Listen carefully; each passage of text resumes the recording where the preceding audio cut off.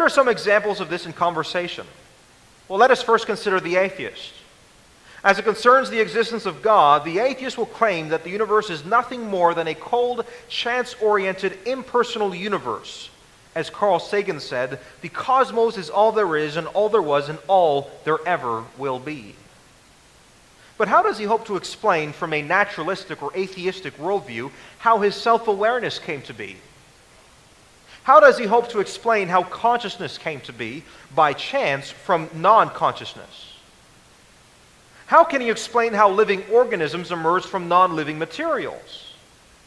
At this point in the conversation, you are not yet presenting the gospel per se, but rather demonstrating how the naturalistic worldview fails to explain the origin of human consciousness.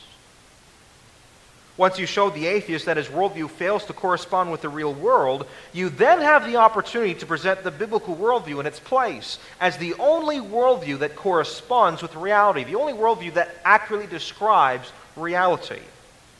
This involves demonstrating from the Scriptures that the personal and sovereign God created the universe and created life and human consciousness.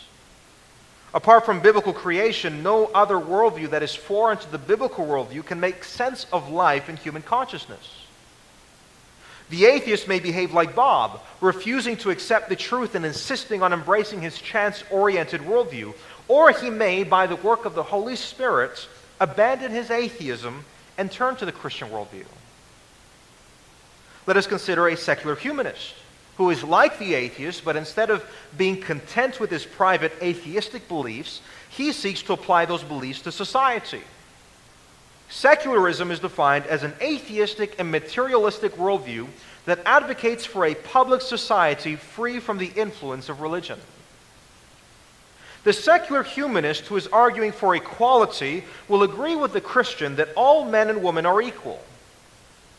But if he were to be consistent with his worldview, he would admit that Darwinian evolution does not provide the grounds for equality.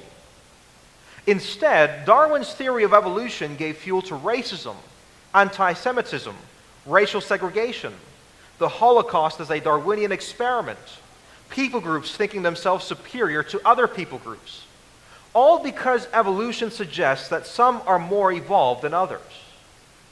It was Friedrich Nietzsche, the German philosopher and atheist, who wrote, "Equality is a lie concocted by inferior people who arrange themselves in herds to overpower those who are naturally superior to them. The morality of equal rights is herd morality, and because it opposes the cultivation of superior individuals, it leads to the corruption of the human species." We must explain that logically, secular humanism does not provide the grounds for human dignity, because its atheistic framework only suggests that we're no different than any and all other forms of life, including a cockroach.